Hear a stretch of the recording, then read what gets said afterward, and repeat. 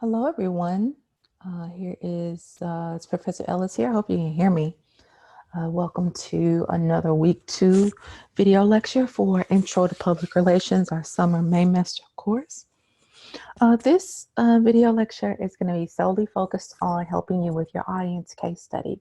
You should have been, at this point, have read the assignment and started to do some research on your audience and started following the prompts. And so this section, I'm going to kind of talk you through some of the things that you might want to consider, give you some basis, I guess, for how this could be structured and why audiences are so important. The assignment details pretty much give you all the instructions you need, but I'm going to walk you through some of the slides so that you can have a little bit more detail and more background information with some of the explanations for how you want to frame your thoughts and have your own frame of reference for the things that you're going to be putting together. But first, I want to answer some questions from the discussion. All right, I saw a couple of questions about crisis. What's the first step from recovering from a PR crisis? What do you do when you have a crisis? What's the first thing that you deal with? How do you keep a company from experiencing a crisis? The answer, there are two ways to think about crisis. And I can't remember if I include much about crisis in chapters 13 or 14 in the mainmaster course, but I include them in the regular semester course. But the first thing when you deal with a crisis, you have to understand that a crisis can either be internal or external, just like how we talk about internal and external all the time. An internal crisis generally is something that your organization messed up. You had a senior leader or an employee whose integrity or character is in question. Unfortunately, we had that happen recently with our organization at Lipscomb. And there's some type of investigation, or there's some type of that's happening, or someone has been arrested. Unfortunately, maybe someone died, whether it was a crime or whether they just died naturally or of an illness. That is considered a crisis. A crisis can be anything that will bring damage to the brand's reputation or will shake up the regular norm of how you're communicating. So internally, it could be we've had a issue with a construction, we've had a fire, and it was caused by our negligence. We had something happen internally that was caused by something that an employee did, or it affects our employees, things of that nature. An internal crisis could also be we had a layoff. We've run out of money. We have had to cut our budget. And as a result of cutting the budget, we've had to let a lot of people go. That's a little bit of a crisis as well. And external issues that could cause a crisis are natural disasters like tornadoes and hurricanes and storms that may impact the way we do business. And not just a slight impact. I'm talking about a huge impact. It could shut us down. It has hurt people. People have died. Our food that we produced and we sent to thousands and thousands of grocery stores across the U.S. One of our products was contaminated, and now people are sick. Our customers are sick. A crisis can be anything. All right. The severity of the crisis, though, is going to determine how you deal with it. So the question was, what's the first step of recovering? The first step of recovery is to actually have a plan in place before you have a crisis. So you might say, well, Professor Ellis, how can I plan for a crisis if I don't know what that crisis is? You always want to have a plan in case something happens. So remember the last video lecture where I talked about the assets of a great PR practitioner, and one of them was to know the business that you're in, or just how to know how business works in general, or to know how business works in general. Well, the key of that, or asset of how that plays into crisis is that you usually know what could go wrong inside your business, inside your industry. Should we have a professor who is, whose character comes in question, whether it be off campus or on campus, with how they interact with their students? Or should we have an employee who violates the brand reputation of our organization? Should we have a mass shooting on campus? It can range from small to large. When we run into these situations, here's the protocol. Here's the document that we go to. Who's the first point of contact? What's the first thing that we need to do when we run into these situations? Who's responsible for contacting the media? Who's responsible for notifying the president of the organization? Things of that nature. You always want to have some type of plan in place no matter what. And you always, in that plan, you want to document and note who is responsible for what. Who are the players at the table? All right. So that's the first step for handling a crisis. But when it comes to recovery, the recovery is always going to depend on what the crisis is, because recovery can take 2 weeks.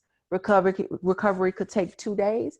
Recovery could take 2 years or 2 decades. It depends on the severity of the crisis, who was impacted, and how long that impact might be felt, how long it might take to clean up what has been done. Because even sometimes when something, you can have something and it goes away in the news for after a week, but it still hurts the people who were connected to it years and years later, right?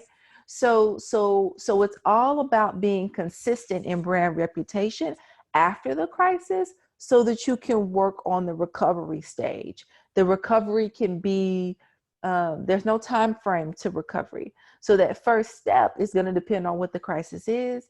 It's going to depend on how many people were impacted. And it also, here's another thing that it can depend on too. It can also depend on how honest you've been in the process, because one of the first things that you want to consider is transparency. What did we do wrong? And coming forward and saying, we did that wrong. Or coming out and saying, we didn't do anything wrong. This was an external thing that we just weren't prepared for. Or maybe this was something we could not have been prepared for, and it was just a natural thing that happened to our organization, and we're working to recover from it. All right. The next question. Let's see. If one were to open a new business, how could they create effective strategies, tactics, considering that they've never done it themselves? What works best? Does it come down to trial and error and constant refining? Yes, it does. It comes down to trial and error and constant refining. But having a plan in place is always good first.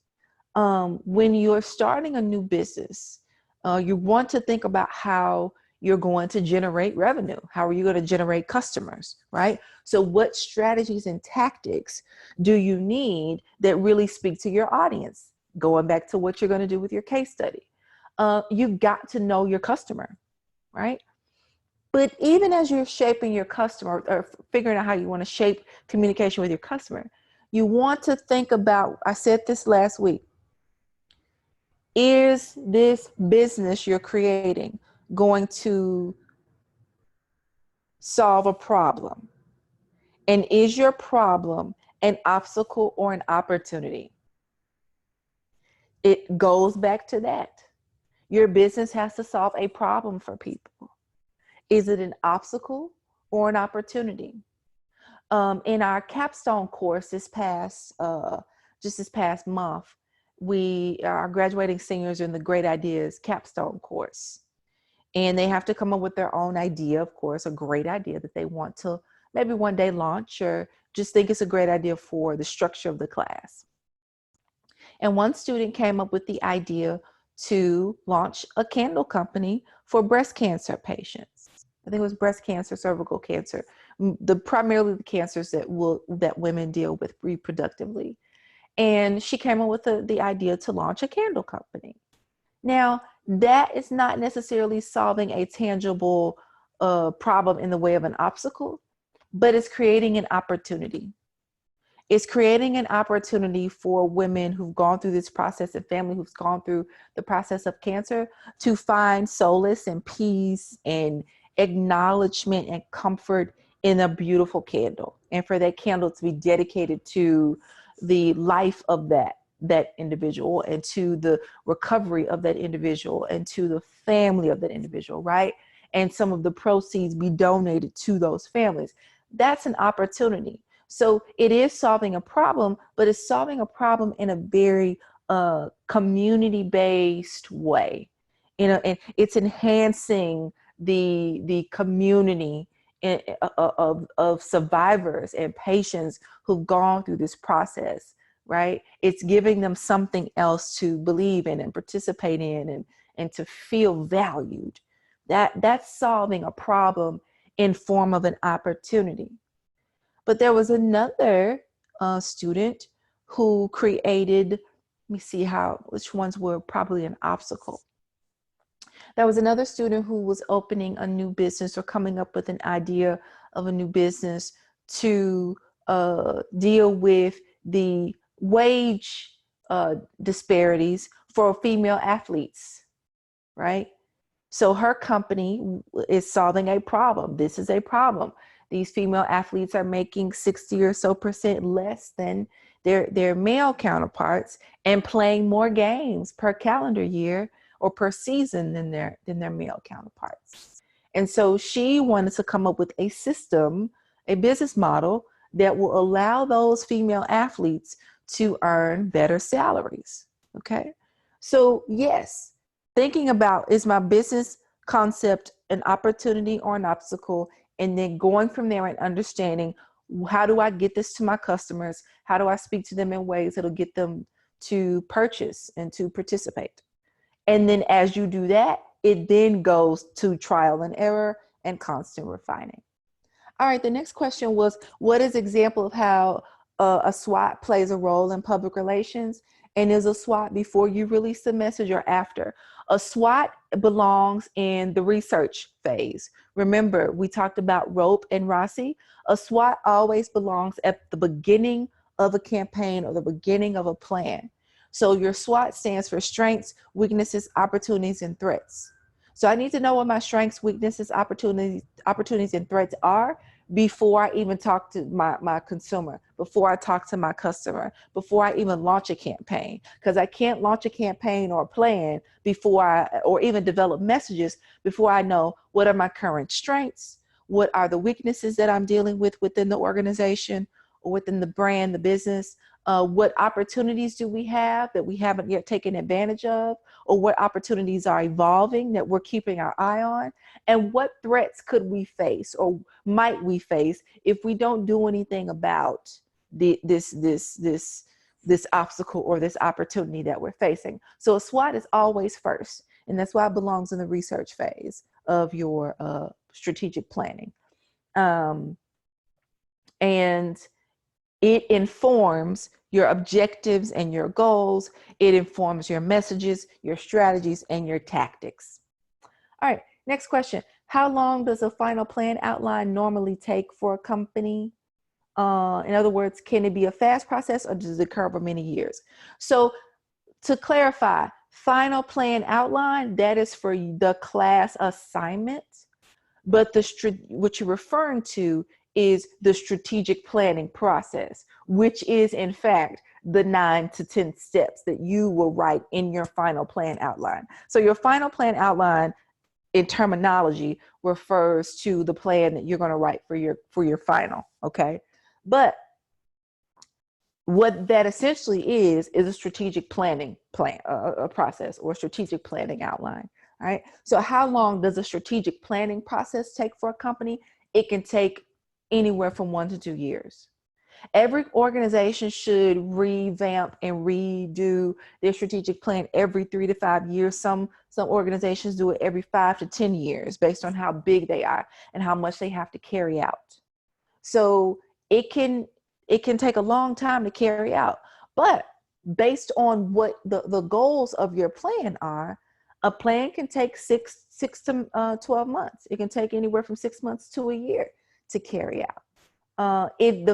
That's the fastest process. So could it be a fast process? Yeah. If it's 6 months to 12 months, 6 months to a year, yes. But then also consider the fact that there are some strategic plans that can get written within a month to 2 or so. I've written strategic plans for clients within maybe a minimum of a month, and then maybe say 6 months max, right? So you can write a strategic plan within 1 to 6 months.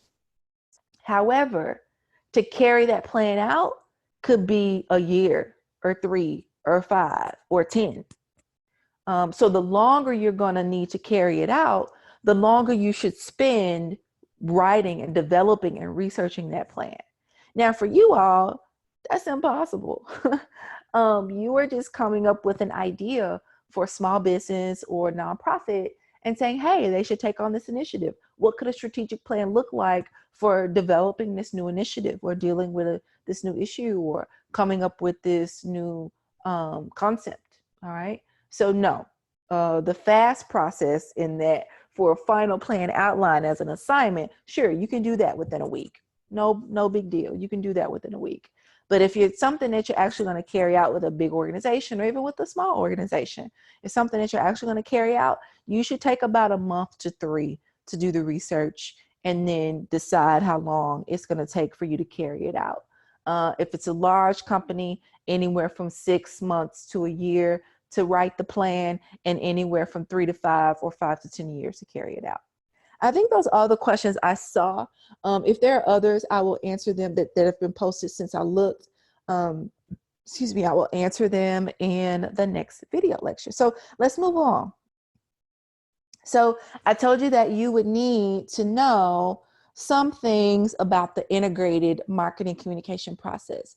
And that's why I share with you the definitions about not only PR, but advertising and marketing as well. So I want you to think about that. Think about integrated marketing communication. It's essentially a planning process. It's not an area of focus. There are some schools that have integrated marketing communication as a major, and that's great. But you won't necessarily see jobs titled integrated marketing communication. It'll just be understood or unspoken way of operating in a job title or within an organization. So in basic terms, integration means I'm using a variety of different strategies and tactics to convey this consistent message in a variety of forms. It means I could be using a little bit of everything, a little picking from advertising, picking from marketing, picking from PR, etc. So I won't go through all of this. Again, you can read the majority of this. But why are brands turning to IMC? Because audiences are segmented.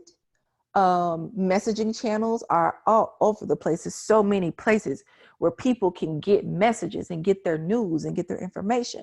Also competition.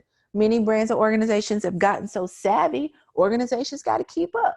Technology opportunities and platforms are extreme, right? From phones to apps to TV to digital billboards to events, and then owned media, which means organizations are now creating their own media channels, if you will. Not just, when I say channels, I don't mean TV, but their own channel, their own messaging channels.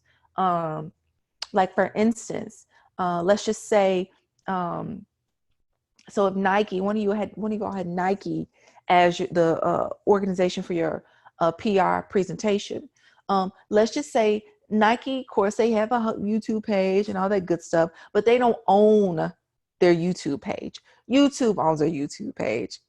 What we're talking about with owned media is if Nike was to develop their own little video channel or develop their own magazine, or if they were to develop their own podcast type program, right? So owned media brands are not only using their access to media platforms, but they're creating their own media as well, which they own. So why are we as PR practitioners turning to more integrated marketing communication type work? Is because we get to wear all these hats. I told you the other video about all the hats that we wear. We get to wear all these hats, right? You can decide where you want to play. You can do a little bit of all of this. But you can decide how you want to play and where you want to, what you want your sandbox to be. So how has branding changed and thinking about the branding aspect of PR? Because perception is everything. Even if you look on social media, we perceive people the way they want us to perceive them. So you see the little cat looking in the mirror, they see a lion. And the cat sees a lion, or I guess we can say a kitten. This is a kitten. Kitten is seeing a lion. The kitten perceives themselves or herself, let's say her, or he, to be a lion. I keep changing it, I'm sorry. To be a lion. And so if this little kitten perceives himself to be a lion, he is going to position everything in their space that they play in, or their interactions, or their expectations, or their experiences with other people, their whole presentation. They're going to present themselves as a lion, okay? That means that perception is everything. So if I perceive myself to be it, I'm going to work to perpetuate that perception and enhance that perception, because I know that if I do that, you will then see me that way as well. That's what organizations are doing, okay? So we see some components here. It gets a little deep. It gets a whole lot of detail here with components of IMC. Notice audience definition and direct marketing, a little bit of sales, definitely measurement and evaluation, right? So we got a lot of cross-connected, interconnected, integrated pieces that fall together. And this is a good way to kind of see it in kind of a organizational chart. We kind of see like a fall chart where things fall into place.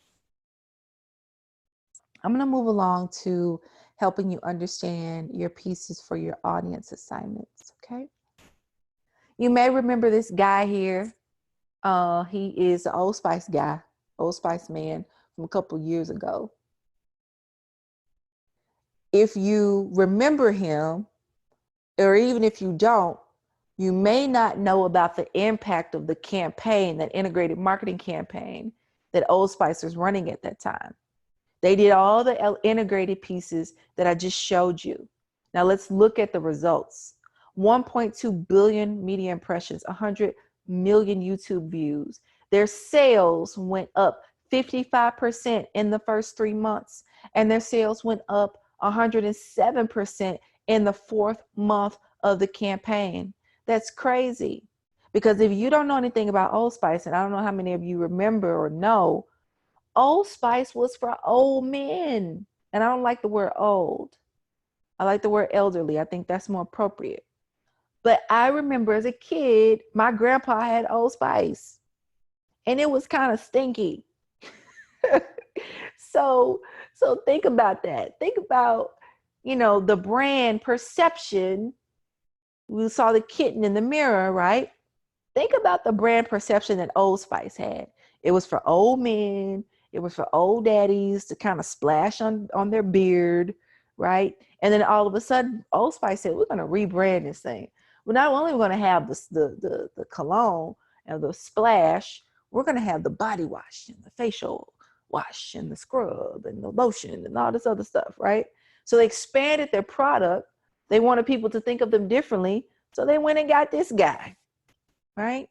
And they did these quirky commercials and these quirky ads and did some PR around it and had him on Ellen and on the Tonight Show and, do a media push with them, right? And look at what happened, okay? They knew their audience, but they also knew that their audience of the old grandpas who used to wear Old Spice, they wanted to expand that audience. So they not only did they want to introduce the audience or introduce the product to men who looked younger and more appealing like this guy does, they also wanted the old daddies. They want the old daddies to feel young again, perhaps, and to say, hey, my Old Spice is back in style. Glad I never got rid of my Old Spice, right? So not only they appeal to a new audience, they wanted to reintroduce themselves to appeal to a new audience. I'm sorry, not only do they want to appeal to an older audience, they wanted to reintroduce themselves to a new audience that probably only saw them in one particular way. Here's another example of a client of mine. Back from several years ago, $20 million healthcare practice. Their audience is kind of blended. We did some integrated pieces with PR and events and some in-office messaging and some broadcast ads on radio and print and things of that nature. And these were the results. We integrated that. We did an integrated marketing communication strategy. Within 12 months, we saw a 20% of their new patients coming in online. They had not been doing any of this before. Their revenue from their cosmetic work increased 15% after about a year and a half. They saw a 40% increase coming from their web traffic coming directly from social media. That means that 40% of their website hits was coming directly from anything social media related. 5% of their patients alone came from Facebook, and their media placements doubled. Media placements meaning they got picked up in the local news or on online outlets that were specifically targeting their industry about the expertise that they were focused on in healthcare. So let's talk about reaching diverse audiences. This is what you will need this is where you want to frame your audience case study. What is audience? Audience can mean a number of things. Audience is specifically going to focus on the demographics. The demographics meaning race, age, gender, location, education background, income, etc. Now the psychographics are a little different. Psychographics are related to the lifestyle of the people. How do they spend their money? What do they believe in? What's their religion? Do they believe in family? Do they believe in business? Do they spend their money based on how they spend their money based on how they feel, right? So your psychographics are more so focused on lifestyle. How do they live their life? Also, you're going to focus a lot on buying behavior, purchasing patterns with your audience. And those are just some things that you want to look up. So the nature of audiences, when we consider how they function, we want to consider that they're diverse. Many organizations have always focused on diversity, but not in the way that they focus now. And so that's a huge conversation.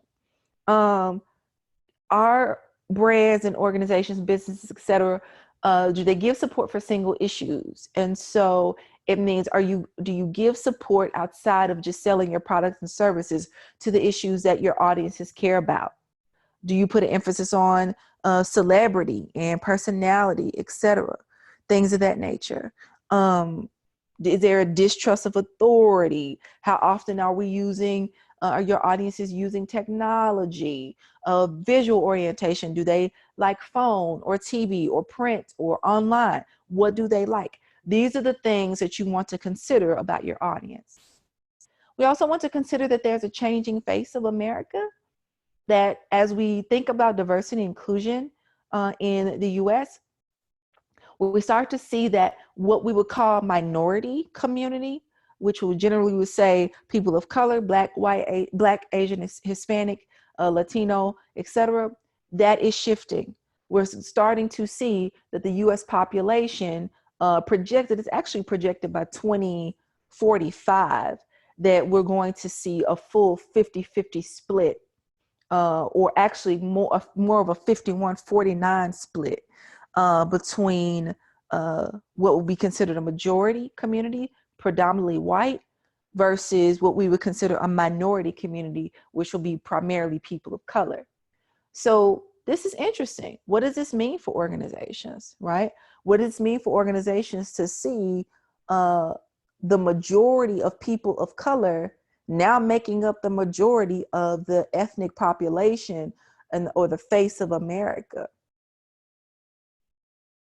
So we see here, Hispanics are the fastest growing ethnic group in the U.S. African Americans have risen to be more affluent than many of the other segments of communities of color. We start to see this multicultural focus where we see people who are multiracial and multi-ethnic, that there's a major focus on major focus on catering to the needs of this consumer because of the way they spend money and the way they want to always see themselves represented in various brands, their lifestyle kind of catered to. And there's some challenges with that, of course, as it relates to political and economic structures, marginalization, things of that nature. Here's one. I got some ads here I want to kind of walk you through. Here's one. We see a Dove ad, no big deal. Women of all shades, women of we have some different ethnicities represented here. This is good. This is a good depiction, right? And then we see this one where we're not quite sure what this really means. Is this good? Maybe. You've got a Black woman. You've got what we might ambiguously say in the middle is a Latina. And then we've got a Caucasian woman on the right. The difficulty here is that you've got the Caucasian woman on the right with, of course, the lightest skin complexion, and she's strategically placed on the after side of what your skin will look like once you use Dove, whereas the woman of color or the darkest woman is strategically placed on the side that's focused on before, where your skin is rough and tough and ashy. This is where you have to bring in context, all right? And have to know your audience. Because traditionally, our skin, when I say our, I mean African Americans, our skin will show more of a rough and tough exterior if we are not properly moisturized. Doesn't mean anybody else doesn't, right? It just means that our skin is going to be more obvious. Do Latinas and white women get ashy? Absolutely. But there is a connotation here because of the placement that the before is more likely to be an issue with you than it will with someone else.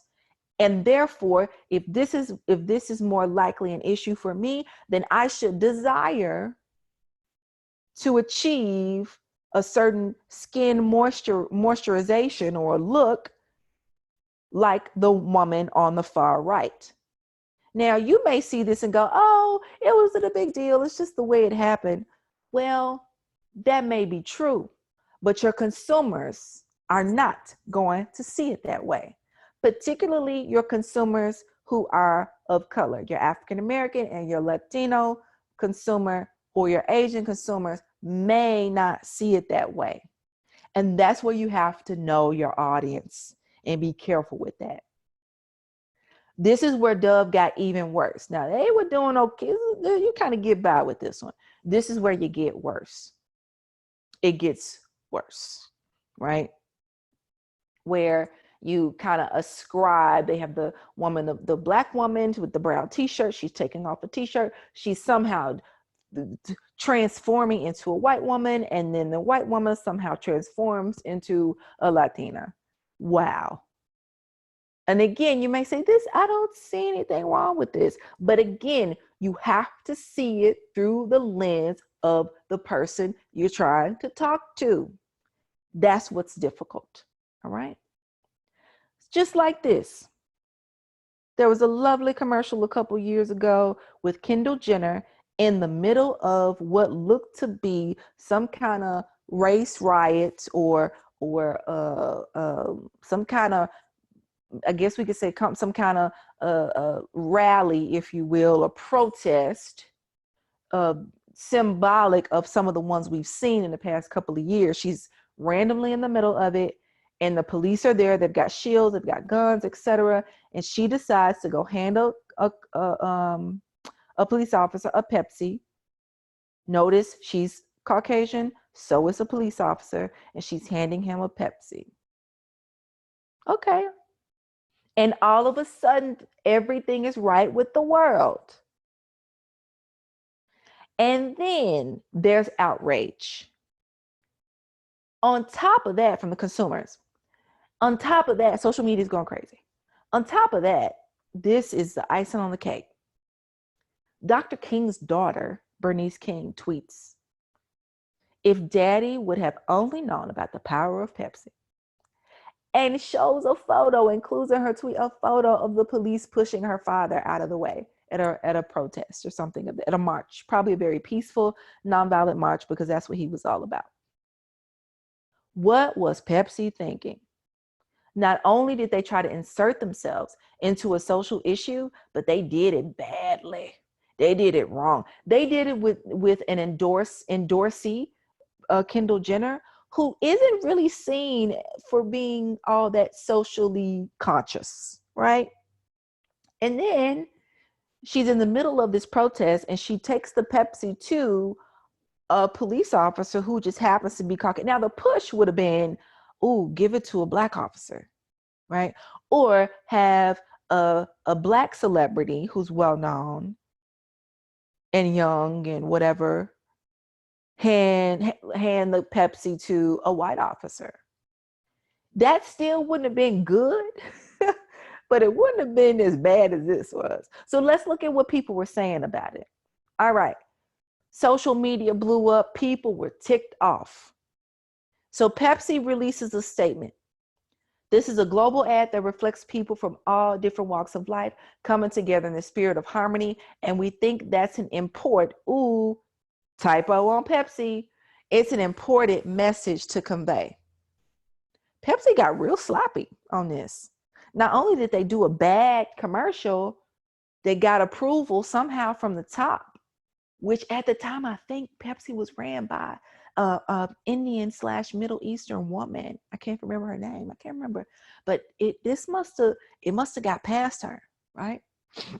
So not only did Pepsi do a bad ad, they had a bad statement.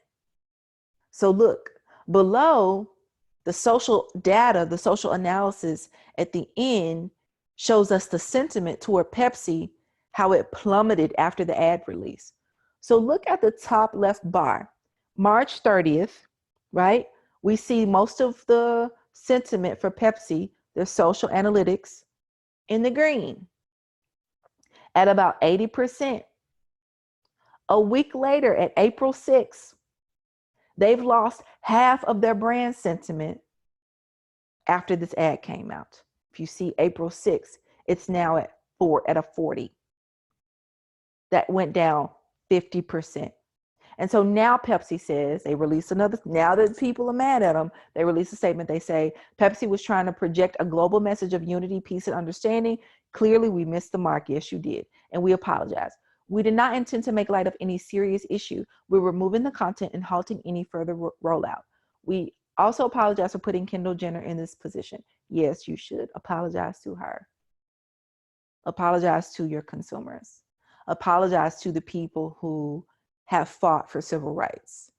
Apologize that somehow you're saying that a Pepsi can make things right. A better look, if we wanted to insert ourselves in an issue of social justice, a better look would have been to have the people who are impacted most by the lack of social justice reflected in that ad. Also inclusive of people who may not deal with the aftermath of the lack of social justice, showing up as allies for those people, right? More of a community element, more of a flashback in history, and let's show how we've seen messages of unity and peace and understanding reflected throughout the years And maybe Pepsi has been at the forefront of that. So what were you trying to do, Pepsi? You clearly were tone deaf in understanding your audience. So more here, gender lifestyle audiences, this is important. Women, the LGBT community, important niche audiences like veterans, the disabled community, audiences that are in a life stage or life cycle. What do we mean? Newly married couples, new parents, millennials, baby boomers, Gen Xers, Gen Zs, college graduates, retirees, etc.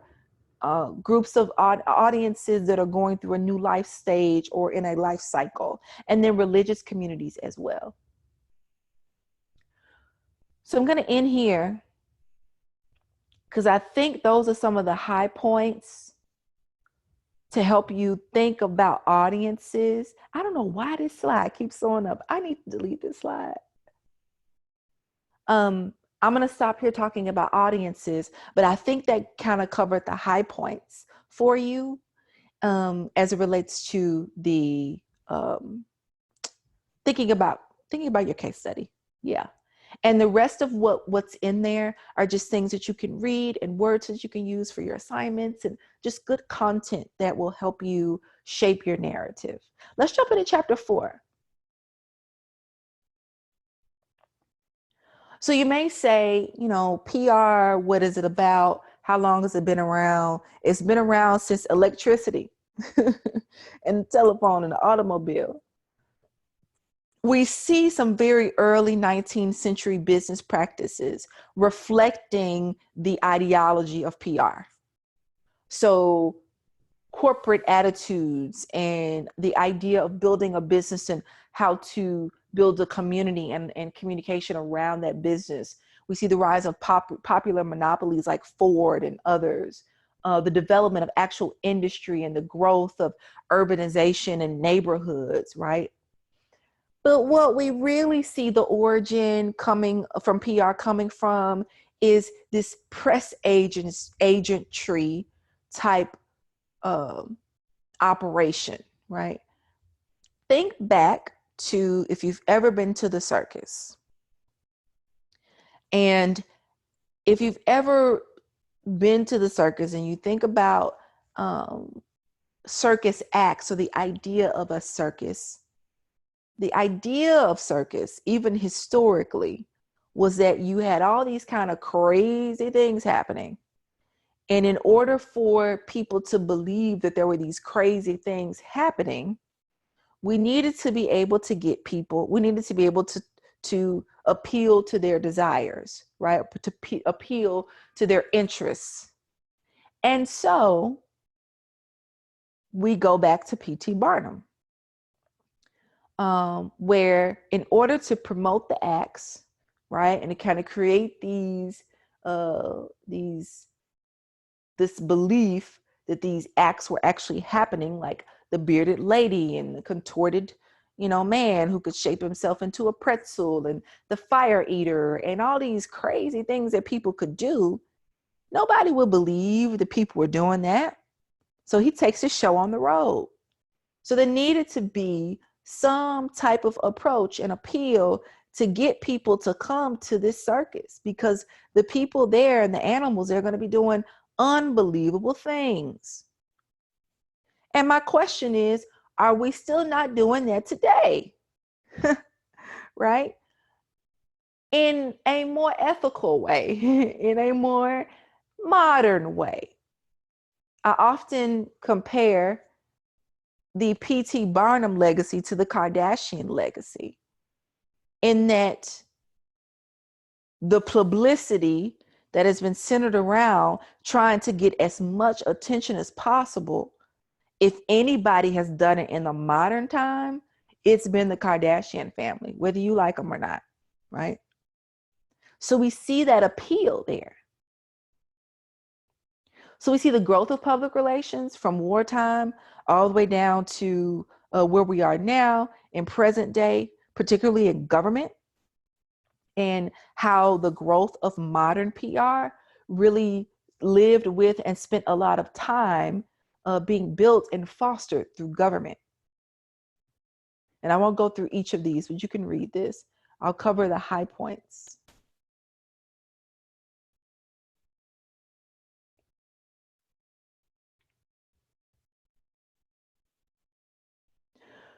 So we see that we looked at some of the pioneers of PR, right? And then we get to say 1965, 1985. We see the period of protest and empowerment, how many of the campaigns around labor unions and various organizations that were focused on civil rights and social issues and social justice, that became a huge model for PR. And then now we have internet. We have the web, we have social media, we have digital media, and that's the age of PR that we're in at the moment. All right, let's talk about ethics. I want to get to here. We've talked about the licensing piece a little bit, and licensing and accreditation that only belongs through PRSA, the Public Relations Society of America. It's not a requirement, it is an option. And it is something that is highly touted for PR practitioners.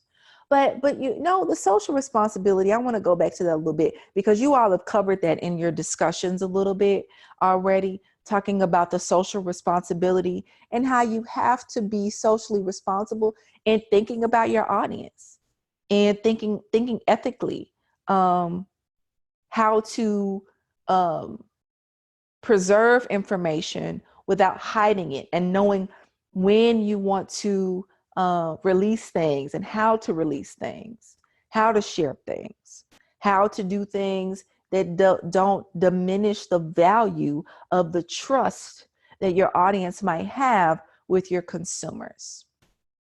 Well, I've already gone through that. So it's basically it as it relates to ethics. I think ethics are pretty standard and pretty self-explanatory. And I think what I have here in the slides is pretty good information for you. So we'll stop here, and I'll go ahead and get another week 2 lecture ready for you. And also I'm going to get the lecture ready for you for your assignment, for your final assignment as well. All right. That's it for now.